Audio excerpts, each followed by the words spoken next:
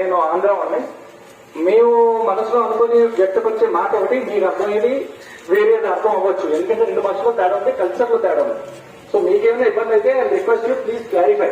మీరు డెసిషన్ వచ్చేసి అగ్రెసివ్ ఎందుకంటే ఎందుకన్నా ఉంటే నేను ఎక్స్ప్లెయిన్ చేస్తాను. ఆయన ఆఫీస్ ఉంది.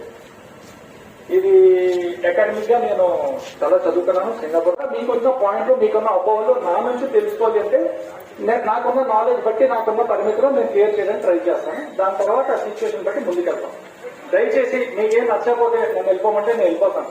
అంతేగాని ఒకరి మొక్కలకి కేకలు వేసి ఇచ్చేసేది. ఎందుకంటే నేను కూడా జీవితంలో చాలా అలిసిపోయాను. చాలా అంటే రోజు పట్ల నాకు నచ్చదు, మీకెలా నచ్చట్లేదు, నాకు నచ్చట్లేదు. సో వద్దంటే మీ సైలెంట్కి వెళ్ళిపోతాను. అది okay. Thank you so much. Okay. So introduction, నా ఇంట్రడక్షన్, నా పేరు విజయ్. నేను మిలిటరీలో 24 సంవత్సరాలు పనిచేశాను. ఆ తర్వాత ఎవరో పెద్ద ఈ కంపెనీ పెట్టుకున్న ఆయనకి ఒక తెలుగు వచ్చే వ్యక్తి కావాలి, ఒక మామూలుగా అంటే అవగాహన ఉండాలి, ఒక పెద్ద మనిషిగా మాట్లాడారంటే నా పెద్ద ఆయన ఎవరో బ్రిగేడియర్ సార్ ఈయనకి అప్పచెప్పారు, ఈయన కొద్ది అసిస్ట్ అని చెప్పి. సో ఈ కంపెనీ ఓనర్స్ ఎవరన్నారో వాళ్ళు నన్ను రిక్వెస్ట్ చేశారు, మీరు నాకు కొద్ది అసిస్టెన్స్ ఇవ్వండి. నేను నా మైండ్ లో ఉన్నది ఏంటంటే అంబానీ మన